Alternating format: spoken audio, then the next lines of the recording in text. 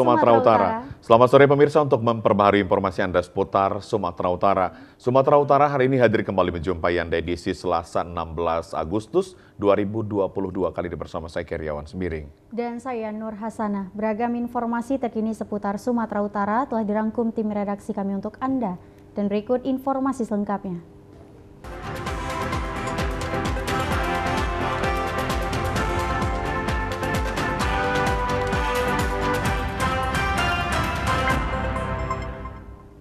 Pemirsa, Presiden Joko Widodo pagi tadi menyampaikan pidato kenegaraan pada sidang tahunan MPR RI dan sidang bersama DPR DPD RI. Pidato kenegaraan Presiden ini dilakukan secara virtual dari Gedung Parlemen Senayan di Jakarta. Sidang tahunan MPR RI dan pidato kenegaraan Presiden dalam rangka HUT ke-77 Kemerdekaan Republik Indonesia ini juga diikuti Ketua DPRD Sumatera Utara, Gubernur Sumatera Utara dan Wakil Gubernur, Kapolda Sumut, Pangdam 1 Bukit Barisan, Kejaksaan Tinggi dan sejumlah anggota DPRD Sumatera Utara. Sidang tahunan ini juga terkait laporan kinerja lembaga-lembaga negara. Dalam pidatonya, Presiden mengatakan tantangan yang dihadapi sangat berat. Semua negara di seluruh dunia sedang menghadapi ujian yang sama seperti krisis kesehatan pandemi COVID-19 belum sepenuhnya pulih, serta perekonomian dunia juga belum sepenuhnya bangkit.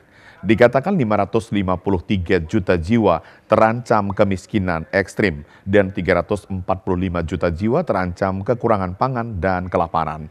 Untuk itu Jokowi minta bangsa Indonesia harus menghadapinya dengan kehati-hatian, waspada agar mampu menghadapi krisis global tersebut. Presiden mengatakan untuk perlindungan hukum, sosial, politik, dan ekonomi harus terus diperkuat dan pemenuhan hak sipil, praktisi demokrasi, hak politik perempuan, dan kelompok marginal harus dijamin oleh negara. Selain itu, hukum harus ditegakkan seadil-adilnya tanpa pandang bulu. Presiden juga sangat mendukung keberadaan UMKM agar segera naik kelas. Digitalisasi ekonomi yang telah melahirkan Dekakon dan 9 unicorn akan terus didukung untuk membantu usaha mikro kecil menengah. Untuk tahapan pemilu yang sedang dipersiapkan KPU juga menjadi perhatian pemerintah dan Presiden berharap tidak ada lagi politik identitas, politisasi agama, serta tidak ada lagi polarisasi sosial untuk demokrasi yang semakin dewasa. Selain itu, Jokowi mengingatkan bangsa Indonesia harus waspada dan hati-hati dalam langkah dengan mengajak seluruh komponen bersatu untuk mencapai Indonesia maju. Dekakon dan 9 unicorn terus kita dorong untuk membantu pemberdayaan usaha mikro, kecil, dan menengah. 19 juta UMKM telah masuk dalam ekosistem digital dan ditargetkan sebesar 30 juta UMKM akan masuk ekosistem digital pada tahun 2024. Berbagai bantuan pendanaan murah juga terus dilanjutkan. Penayangan produk UMKM di e-katalog pemerintah juga diharapkan akan menyerap produk UMKM. Di saat yang sama, kewajiban APBN, APBD, dan BUMN untuk membeli produk dalam negeri juga akan terus didisiplinkan. Kelima, pembangunan ibu kota Nusantara terus harus dijaga keberlanjutannya. IKN bukan hanya untuk para ASN, tetapi juga para inovator dan para wirausahawan. Bukan hanya berisi kantor-kantor pemerintah, tetapi juga motor penggerak ekonomi baru.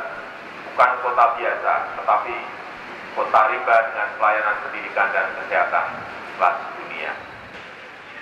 Gubernur Sumatera Utara usai mendengarkan pidato kenegaraan Presiden Republik Indonesia mengatakan momentum HUT kemerdekaan Indonesia hendaknya disikapi oleh semua pihak dengan positif untuk membangun bangsa Indonesia yang lebih baik. Pastinya kita sudah 77 tahun merdeka. Banyak hal yang harus kita isi kemerdekaan ini. Kita generasi-generasi penerus akan terus berjuang untuk mengisi pada generasi-generasi pejuang dalam rangka memerdekakan Republik Indonesia ini. Pemirsa, Wakil Bupati Serdang Bedagai mengukuhkan 17 pasukan pengibar bendera pusaka Paskibraka pada perayaan HUT RI yang ke-77. Adlin Tambunan menyatakan momen kemerdekaan menjadi kesempatan untuk mengenang kembali perjuangan para pahlawan untuk kemerdekaan.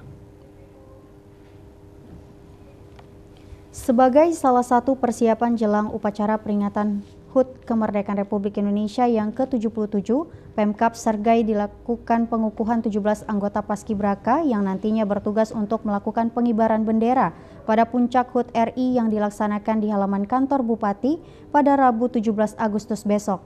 Dalam amanahnya, Adlin Tambunan berpesan momen perayaan HUT RI yang ke-77 ini sebagai momentum untuk mengenang kembali perjuangan para pahlawan untuk merebut kemerdekaan dari tangan para penjajah.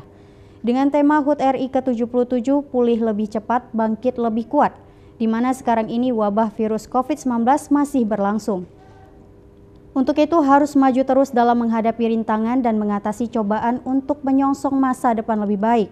Dalam pengukuhan Paskibraka ini dinyatakan para anggota telah memenuhi persyaratan untuk diberikan kepercayaan dan penghormatan, serta pengakuan menjadi anggota Paskibraka. Diharapkan kepercayaan ini harus dipegang penuh saat bertugas dalam pengibaran bendera. Pada akhir sambutannya, Adlin menyampaikan selamat kepada Paskibraka dalam melaksanakan tugasnya. Temanya adalah pulih lebih cepat, bangkit lebih kuat.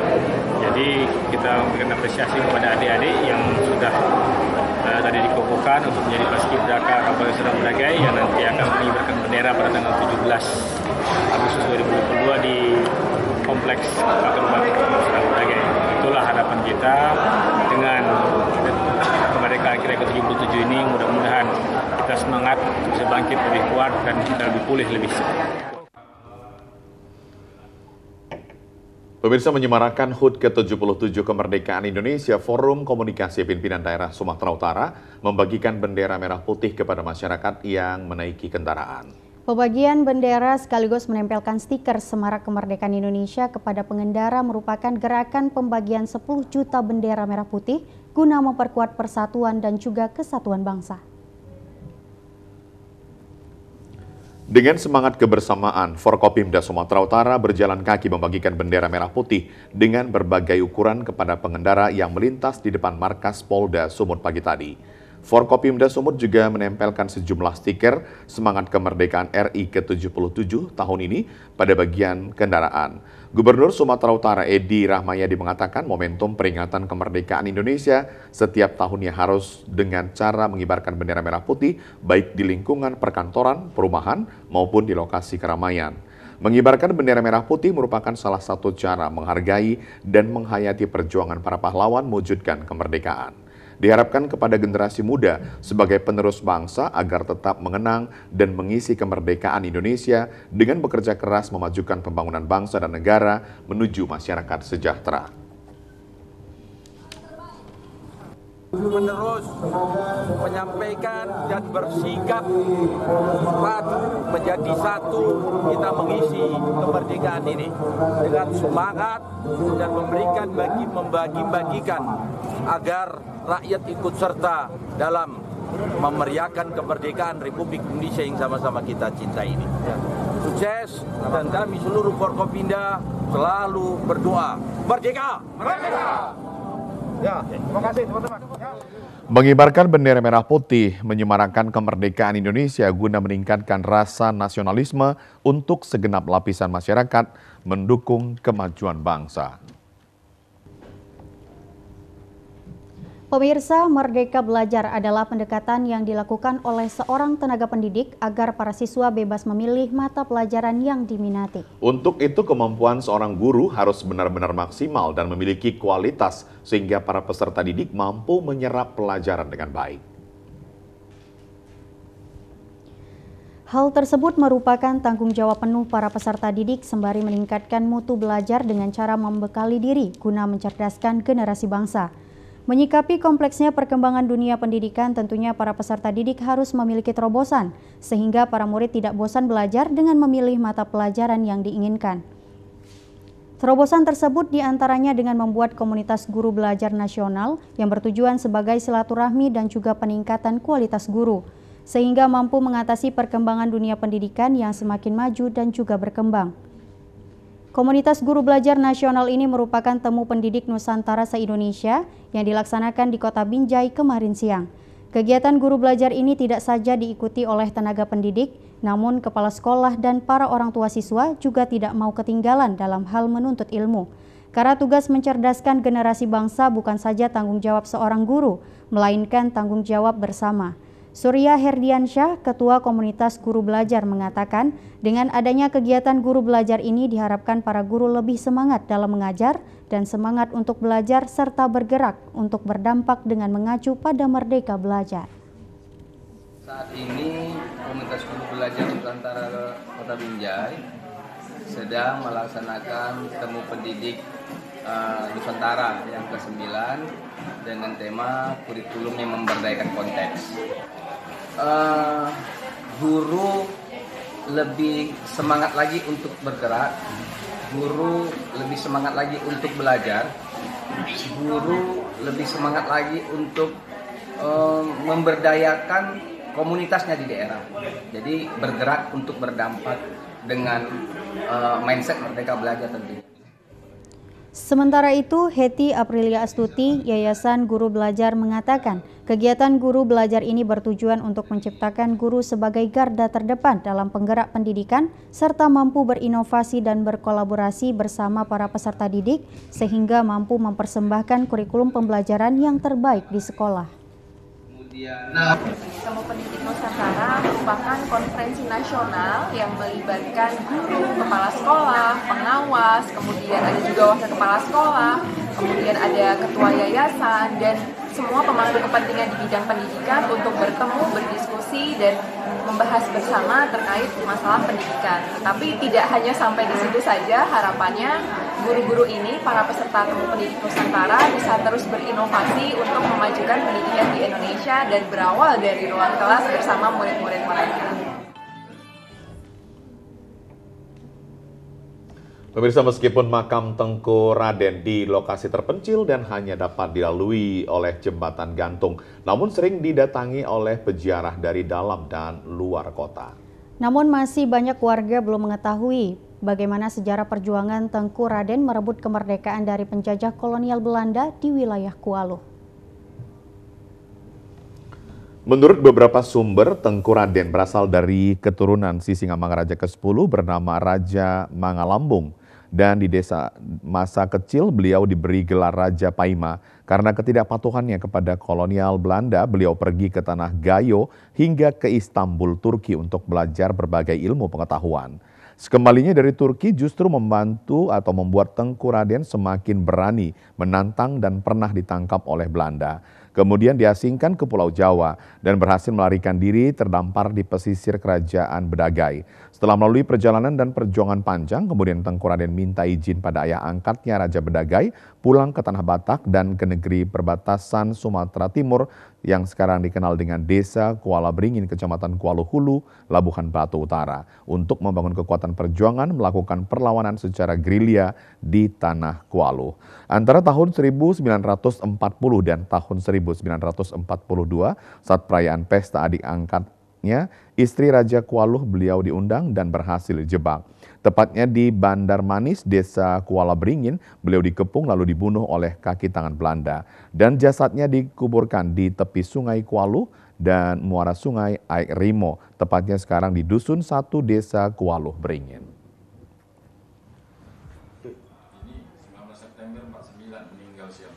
Berdasarkan informasi yang kita dapatkan dari masyarakat sekitar, yaitu masyarakat yang bermukim di sekitar makam Tengku Raden itu sendiri, bahwa Tengku Raden memang seorang yang pada masa itu sangat gigih berjuang untuk mengusir penjajah Belanda, terkhusus di daerah Kuala.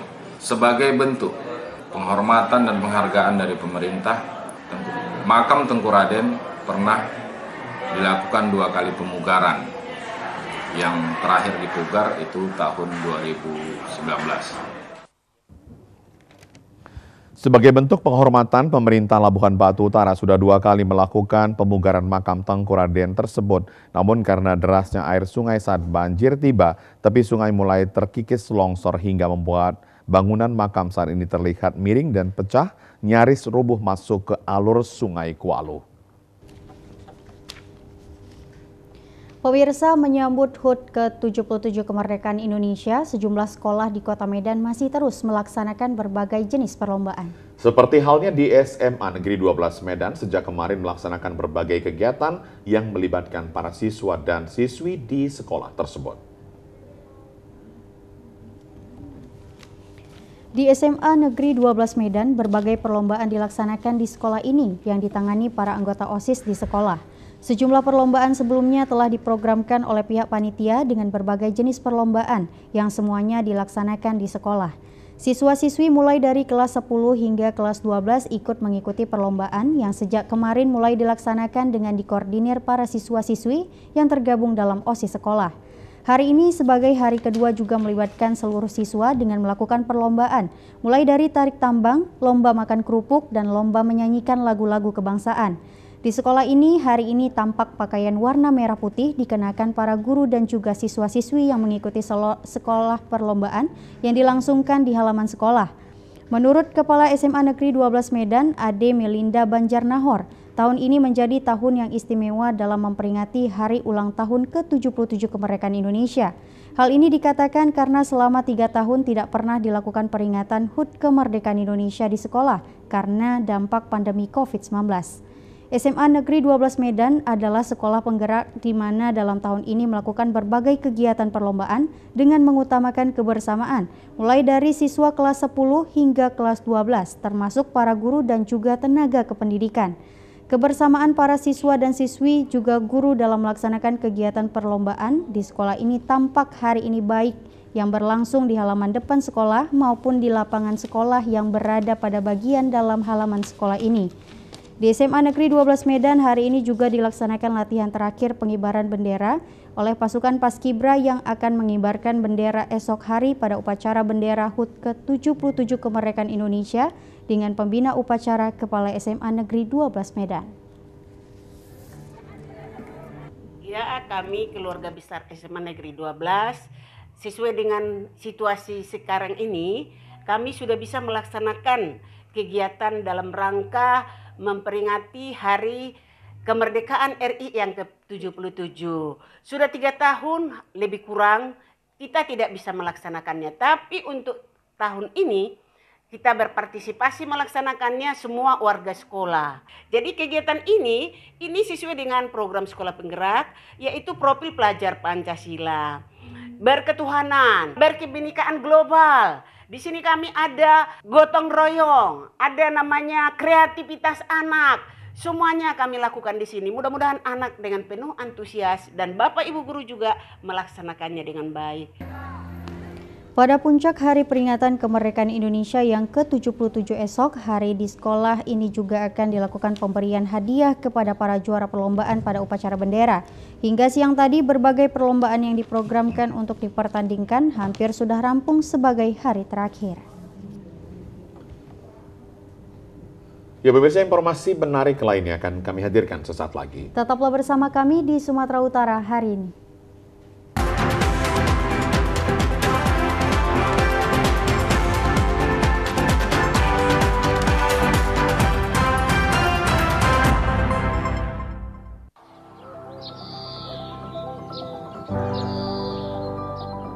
Dalam rangka memfasilitasi penduduk yang kesulitan memohon pelayanan induk pada hari kerja, kami di Dukcapil Kota Medan buka lebih lama, dari hari Senin hingga hari Jumat, dari jam 8 pagi sampai jam 8 malam, dan di hari Sabtu dari jam 9 pagi sampai jam 1 siang. Mari mengurus dokumen kependudukan kita karena itu penting. Iklan layanan masyarakat ini dipersembahkan oleh Ayo Cegah Stunting. Kunjungi bidan andalan Anda untuk merencanakan dan mengatur jarak kehamilan untuk tumbuh kembang buah hati yang optimal. Cegah stunting itu penting melalui perencanaan keluarga. Khawatir ber-KB? Tunda kehamilan dan raih cita-cita dengan Andalan FE. Andalan laktasi untuk ibu menyusui. Ber-KB itu mudah. Andalan pilihan perempuan Indonesia.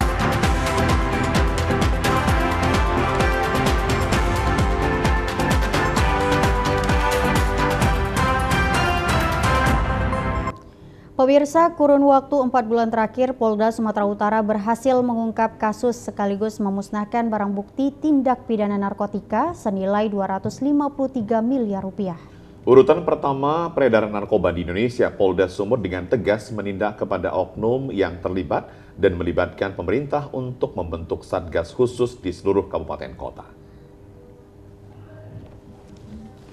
Pengungkapan dan pemusnahan barang bukti tindak pidana narkotika serta penyakit masyarakat di Mapolda Sumatera Utara dihadiri Gubernur Sumatera Utara Edi Rahmayadi, Kapolda Sumatera Utara Irjen Pol Pancaputra Simanjuntak, Pangdam 1 Bukit Barisan Maijen TNI Ahmad Daniel Kardin, Ketua DPRD Sumatera Utara Baskami Ginting, Kajati Sumatera Utara Idianto, dan sebanyak 42 kasus tindak pidana narkotika diungkap Polda Sumatera Utara dalam kurun waktu 4 bulan terakhir.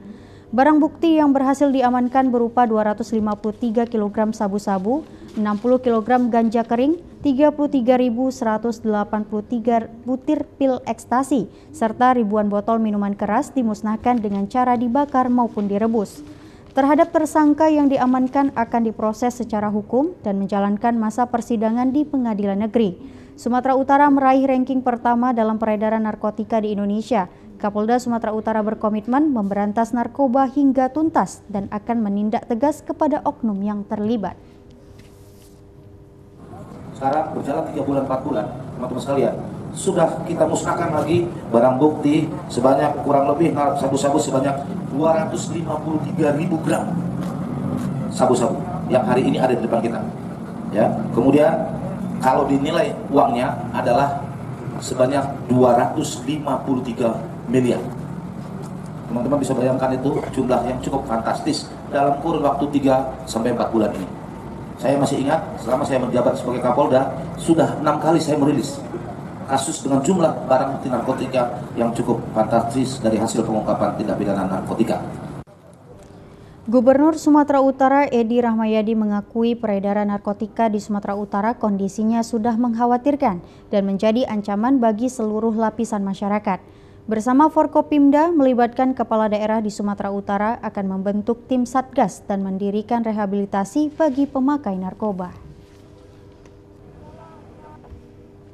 Tentang narkoba ini harus kita hentikan. Pada kesempatan ini saya ucapkan apresiasi kepada yang berwajib, khususnya Kapolda, karena kalau Kapolda ini tak mau, susah juga kita melakukan ini semua. Tetapi tim khusus saya akan segera kumpulkan bupati dan wali kota bersama-sama, minimal ada satu tempat kapasitas 500 orang untuk rehabilitasi. Kita ke informasi lainnya, pemirsa. Gempa tektonik berkekuatan 5,5 skala Richter mengguncang wilayah Kabupaten Nias Barat malam tadi. Hingga pagi ini belum ada informasi mengenai dampak yang ditimbulkan. Gempa tidak berpotensi tsunami. Gempa terjadi pada pukul 23:35 waktu Indonesia Barat. Berpusat di laut 140 km barat daya Nias Barat dengan kedalaman 25 km. Gempa turut dirasakan pada sejumlah daerah di Kepulauan Nias, antara lain di daerah Gido, Nias, kemudian Teluk Dalam, serta Lahomi dan Gunung Sitoli. Kepala Stasiun Geofisika Badan Meteorologi, Klimatologi, dan Geofisika kelas 4 Gunung Sitoli, Buha Manupol Simanjuntak mengatakan penyebab gempa adalah akibat pertemuan dua lempeng, yakni lempeng Eurasia dan Indo-Australia di kawasan Samudra Hindia. Lebih jauh, hasil analisa menunjukkan gempa tidak berpotensi tsunami dan hingga siang tadi belum ada dikabarkan dampak yang ditimbulkan dari gempa tersebut. Sejauh ini belum ada gempa susulan terjadi, namun pihak Stasiun Geofisika BMKG setempat terus memantau aktivitas kegempaan sambil berkoordinasi dengan instansi terkait.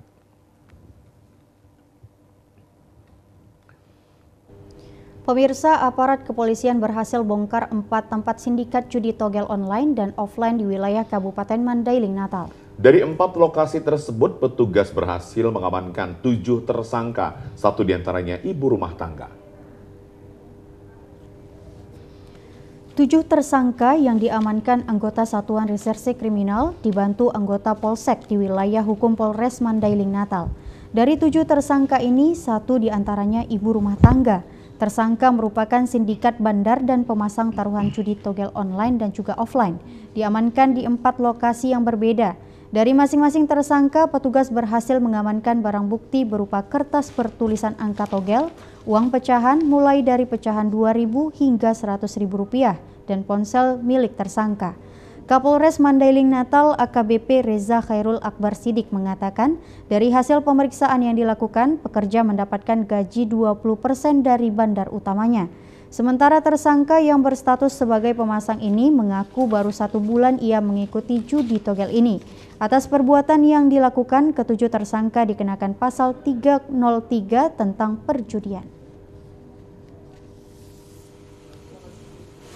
Ya, jadi keseluruhannya adalah bandar. Ya, seluruh tersangka ada sejumlah 7 orang. Ya, itu adalah subagen, ya termasuk bandar, tapi masih ada di atasnya lagi. Bervariasi lah keuntungannya. Ya, mendapatkan komisi 20% dari atasannya. Saat ini petugas juga terus memburu pelaku bandar judi togel online dan offline di wilayah hukum Polres Mandailing Natal.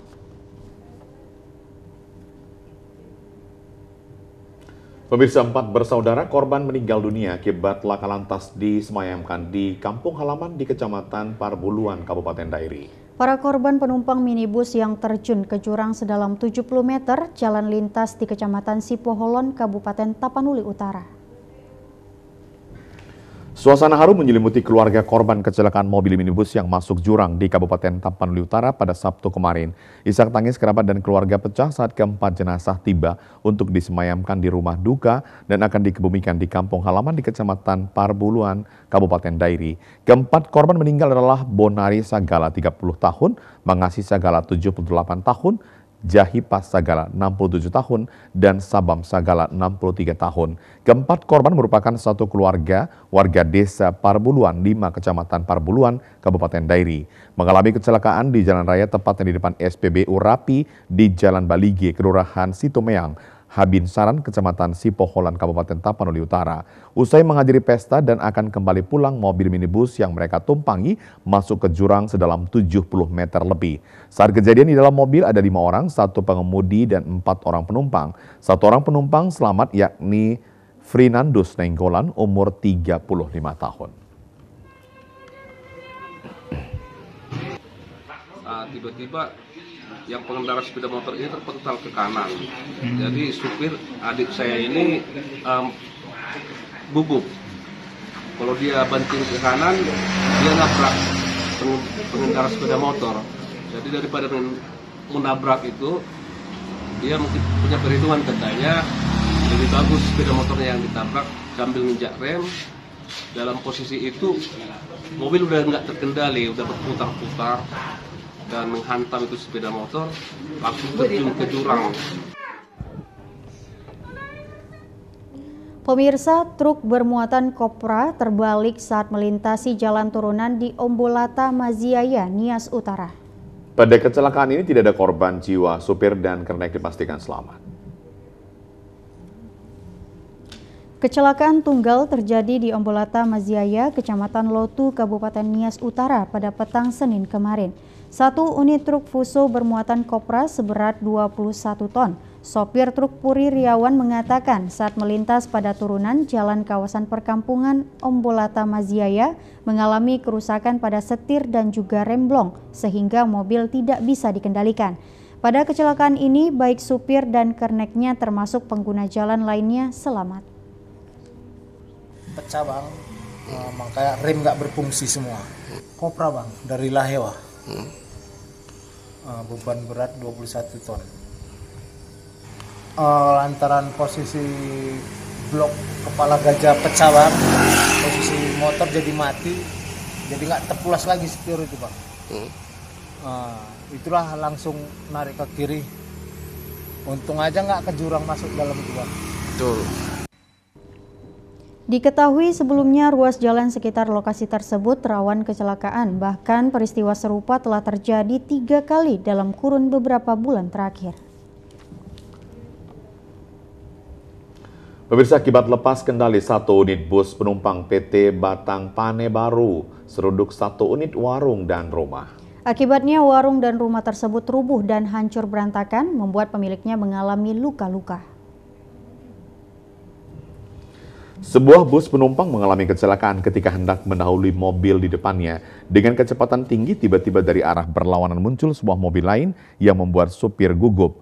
Untuk menghindari tabrakan, sang supir terpaksa banting setir keluar badan jalan, langsung menabrak sebuah warung dan rumah, tepatnya di Jalan Lintas Sumatera, Kecamatan NA 910, Kabupaten Labuhan Batu Utara. Akibat ditabrak bus, membuat sejumlah perlengkapan warung dan rumah hancur dan berantakan. Akibatnya pemilik rumah tertimpa bangunan dan mengalami luka ringan di bagian tangan, dada, perut, dan punggung. Sedang bagian depan bus mengalami kerusakan parah. Untuk menghindari amuk massa, supir bus melarikan diri. Sedangkan penumpang bus tersebut tidak ada mengalami luka-luka. Nur Halimah Sitorus, pemilik rumah, menyampaikan bahwa sebelum kejadian seluruh penghuni rumah sedang tertidur lelap. Tiba-tiba terdengar suara seperti bom dan seketika itu kondisi rumah roboh dan hancur berantakan. 245. Itu yang nabrak rumah mobil apa? Bus Batang Pane Baru. Tahu Ibu kenapa menabrak mobil itu, Bu? Kami nggak tahu lah, namanya lagi tidur, mana tahu. Pokoknya dia tiba-tiba udah ini aja, udah kayak suara yang meledak gitu. Kami bangun udah menyanyikan mobil. Ini ditabrak rumah apa gede, Bu? Ya rumah lah, warung sama rumah. Ada korban, Bu? Nggak ada, korban nggak ada. Sementara itu, Ibda Ermanik SH Kanit Laka Polres Labuhan Batu membenarkan peristiwa kecelakaan tersebut diduga supir hilang kendali saat kejadian supir menghilang dan saat ini masih dalam pencarian.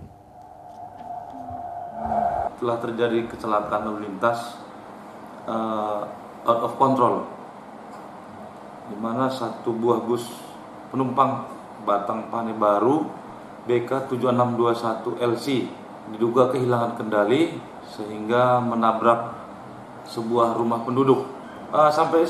Sampai sekarang penyelidikan yang kita lakukan bahwasanya pengemudinya kehilangan kendali sehingga dia terlalu ke kanan mengambil jalan sehingga menabrak rumah penduduk. Pemirsa, kami akan segera kembali dengan sejumlah informasi lainnya. Tetaplah bersama kami di Sumatera Utara hari ini.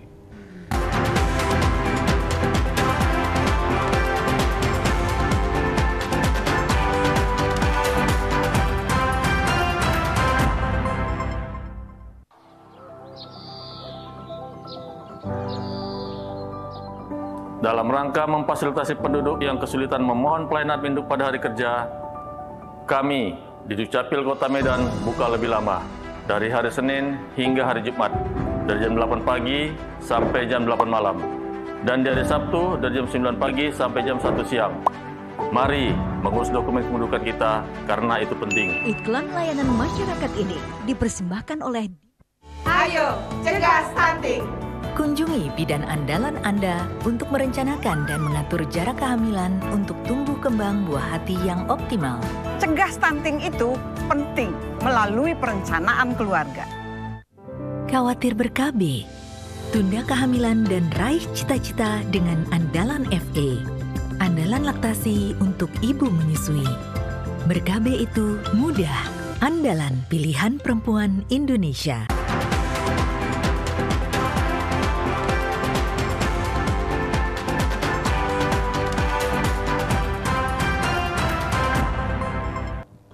Pemirsa, dalam peningkatan kualitas dan kuantitas Tridharma perguruan tinggi dapat dicapai melalui kerjasama internasional dan pelaksanaan kurikulum Kampus Merdeka. Salah satu kegiatan yang mendukung program internasional adalah program Summer Course.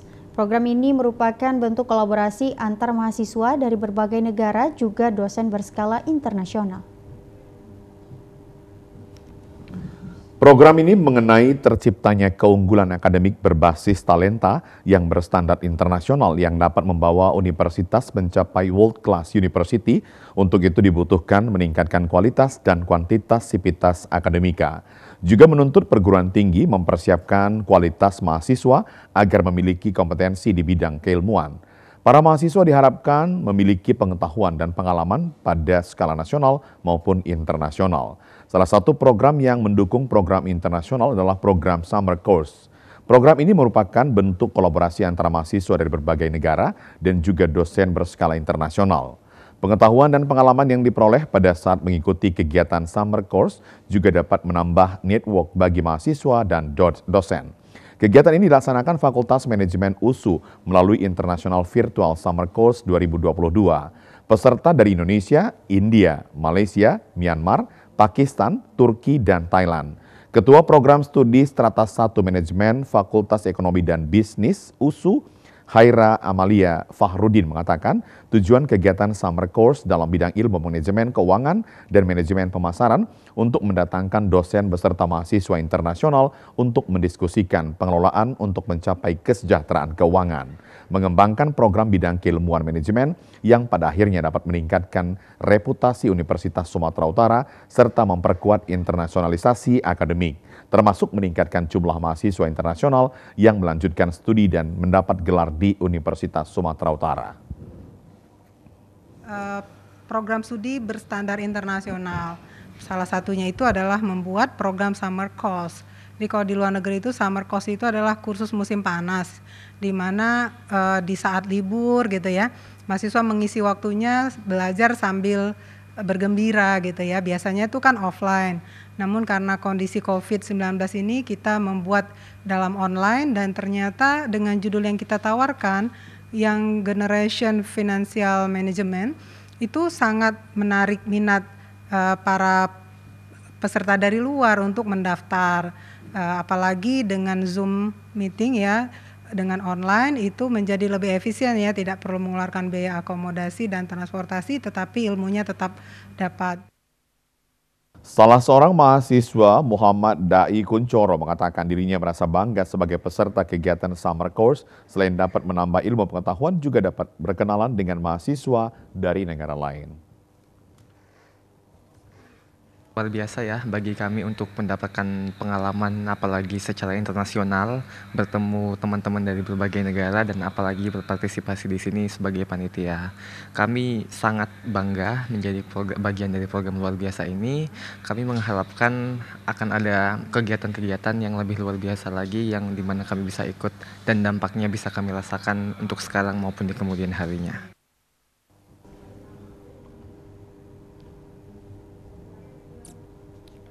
Pemirsa, jelang menyambut Hari Ulang Tahun Republik Indonesia yang ke-77, Persatuan Wartawan Indonesia Kabupaten Labuhan Batu Utara melaksanakan pelatihan jurnalistik. Pelatihan ini diberikan kepada 100 siswa SMU sederajat yang dilaksanakan di Aula Dwi Syukur Kantor Bupati Kota Aikanopan, Kabupaten Labuhan Batu Utara.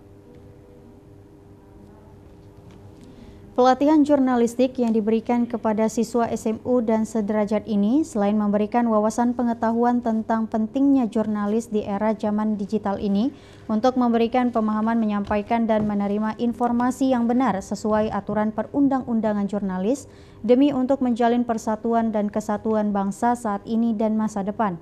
Pada kesempatan itu juga pada peserta pelatihan jurnalis kali ini diberi pemahaman kebangsaan cinta tanah air dan juga pemahaman bahayanya dan menghindari pengaruh narkoba di kalangan pelajar dan lingkungannya di tengah masyarakat. Syahrial Ilham Siahaan selaku Ketua PWAI Labuhan Batu Utara menjelaskan bahwa pelatihan jurnalistik ini kepada siswa SMU dan sederajat ini bertujuan agar siswa dapat membedakan, menerima dan menyampaikan informasi yang benar, agar terhindar dari berita hoaks, ujaran kebencian, dan juga sara. Agenda kita hari ini adalah pelatihan jurnalistik bagi siswa-siswi SMA tingkat sederajat. Target kita ya agar siswa-siswa tersebut mengetahui tentang jurnalistik, menghindari hoaks, jauh dari ujaran kebencian. Ya pemirsa, Forkopimda Kabupaten Dairi melaksanakan apel kesiapan penanggulangan bencana kebakaran hutan dan lahan Karhutla tahun 2022 di halaman Mapolres Dairi. Apel kesiagaan ini sebagai respon atas kebakaran hutan dan lahan yang terjadi di kawasan Danau Toba. Sesuai dengan arahan Gubernur Sumatera Utara untuk dilakukan apel kesiapan penanggulangan kebakaran hutan dan lahan serentak di seluruh kabupaten kota, mengingatkan perlunya menjaga kelestarian hutan karena Indonesia sebagai paru-paru dunia. Tindak lanjut guna mengantisipasi dan penanganan terjadinya kebakaran hutan dan lahan, pemerintah Kabupaten Dairi mempersiapkan sarana dan prasarana yang dibutuhkan. Dalam apel ini disiagakan petugas gabungan membentuk regu pengendalian kebakaran hutan yang bertugas melakukan patroli dan pemadaman api jika terjadi karhutla. Juga berdayakan potensi masyarakat serta perusahaan. Bupati Dairi Edi Berutu mengatakan untuk pencegahan kebakaran hutan dan lahan, langkah yang pertama dilakukan sosialisasi kepada masyarakat. Diharapkan masyarakat nantinya juga ikut berperan dalam menjaga kelestarian lingkungan hutan dan tidak membakar saat pembukaan lahan. Kemudian melakukan pemetaan dan monitoring area rawan terjadinya karhutla seperti kawasan hutan Danau Toba. Usai penyampaian arahannya, Bupati Dairi menyempatkan diri memeriksa kesiapsiagaan alat pendukung dan personil dari berbagai dinas terkait. Yang paling pokok utama adalah sosialisasi. Jadi kewajiban kita untuk kami semua untuk menyampaikan kepada masyarakat, tugas menjaga hutan adalah tugas kita bersama. Ya, jadi kami akan sosialisasikan, tetapi juga harus disambut dan diteruskan oleh masyarakat. Sehingga kesadaran itu merata, kita sensitif dan kita waspada terhadap kebakaran hutan dan lahan ini. Pemirsa, warga Kelurahan Belawan 2, Kecamatan Medan Belawan, Kota Medan mengeluhkan jalan yang rusak parah karena dibangun asal jadi. Rusaknya jalan ini akibat terendam banjir rob serta dikerjakan asal jadi seperti dicor tapi tidak diaspal sehingga batu kerikilnya timbul dan bila dilintasi kendaraan abunya berterbangan ke rumah warga.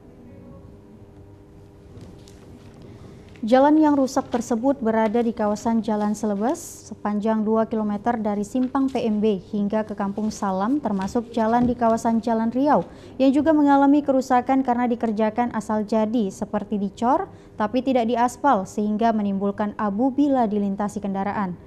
Kerusakan jalan juga dialami Jalan Selebes dan Jawa yang semakin bertambah parah akibat digerus air pasang rob yang melanda Belawan sekitarnya pada saat ini sehingga sulit dilintasi kendaraan sepeda motor maupun pengemudi becak motor yang selalu mengantarkan para penumpangnya. Seorang warga Kelurahan Belawan 2, Syahrul Caniago, mengharapkan kepada Gubernur Sumatera Utara Edi Rahmayadi dan Wali Kota Medan Bobi Nasution agar mempunyai perhatian terhadap wilayah Medan Utara khususnya Kota Belawan. Menurut Syahrul Caniago, para pemimpin daerah ini jangan hanya mengumbar janji saat mencari dukungan atau suara, namun setelah menduduki jabatan melupakan janji-janjinya. Jalan Jawa ini, Bang. Apa tanggapan Abang kira-kira?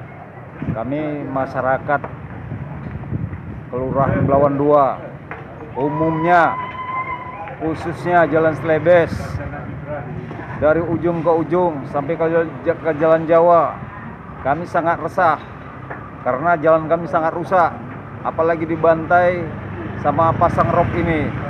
Sangat resah kami, sangat resah kali. Pemirsa, musim kemarau masih berkepanjangan melanda hampir seluruh daerah di antaranya Kabupaten Samosir. Prajurit TNI Angkatan Darat berhasil menciptakan pompa hidran air, yakni sistem dengan memanfaatkan perbedaan tekanan dalam tabung hidran hingga alat ini mampu menarik air dari dalam tanah. Beginilah suasana kemarau panjang di Desa Pananggangan, Dusun 2, Kecamatan Nenggolan, Kabupaten Samosir. Sejak lama masyarakat desa di dusun ini telah mengalami kesulitan air bersih, apalagi di musim kemarau yang masih panjang. Di musim kemarau ini, masyarakat harus mengeluarkan biaya senilai Rp150.000 untuk membeli tangki air bersih, meski hanya untuk beberapa hari saja dapat digunakan. Di rumah penduduk di Dusun 2, Desa Pananggangan ini tersedia tangki air di halaman rumah.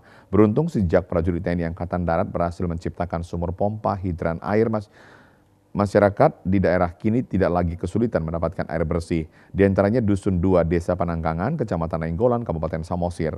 Sementara program menunggal air di Sumatera Utara Pangdam 1 Bukit Barisan Maijen TNI Ahmad Daniel Chardin meninjau langsung sumur pompa hidran di Dusun 2 Desa Pananggangan, Kecamatan Nainggolan, Kabupaten Samosir yang sudah dapat digunakan masyarakat. Pangdam 1 Bukit Barisan Maijen TNI Ahmad Daniel Chardin mengatakan kini dengan program menunggal air berupa pembuatan sumur pompa hidran, TNI Angkatan Darat telah membantu kesulitan masyarakat daerah untuk memperoleh air.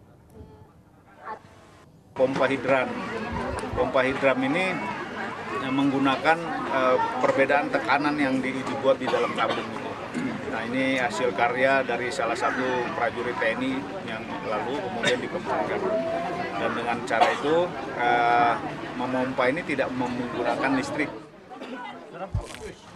Kepala Desa Pananggangan Janes Sinaga menyampaikan terima kasih kepada TNI Angkatan Darat dengan program menunggal air berupa pembuatan sumur pompa hidran. Masyarakat Dusun 2 Desa Pananggangan kini tidak lagi mengeluarkan uang Rp150.000 untuk membeli air bersih.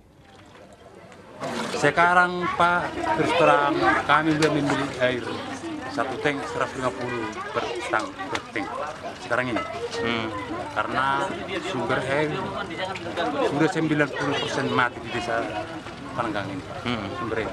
Makanya saya bilang tadi sangat luar biasa, sangat bangga lah kedatangan pompa hidran yang di Desa Pananggangan, khususnya di Dusun 2.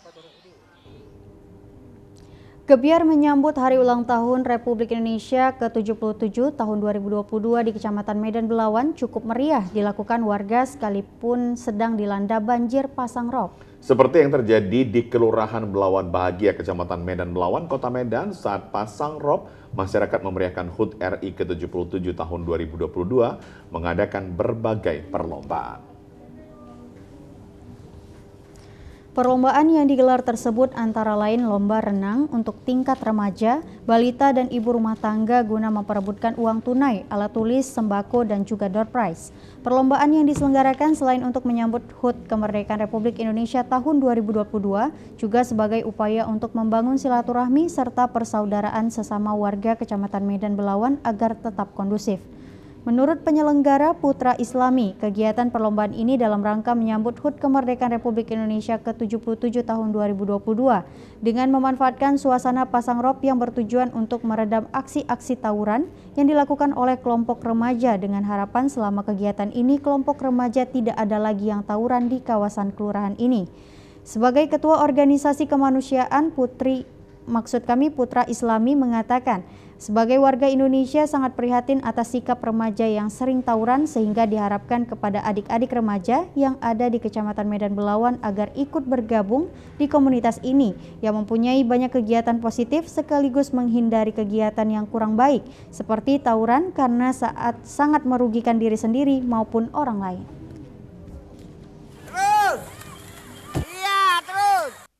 Kita adakan perlombaan ini untuk menyambut 17 Agustus di tengah-tengah banjir rob. Gunanya untuk memperkecil angka tawuran yang sering terjadi di Belawan ini. Dengan adanya kegiatan ini, kemungkinan besar mereka akan berpaling ke acara 17 Agustus ini. Dan semoga di kedepannya tidak akan ada lagi yang namanya tawuran di Belawan. Itu harapan kami. Ya, pemirsa, informasi tadi mengakhiri Sumatera Utara hari ini. Mewakili seluruh kerabat kerja yang bertugas, saya Karyawan Semiring. Dan saya Nur Hasanah. Terima kasih pemirsa dan sampai jumpa.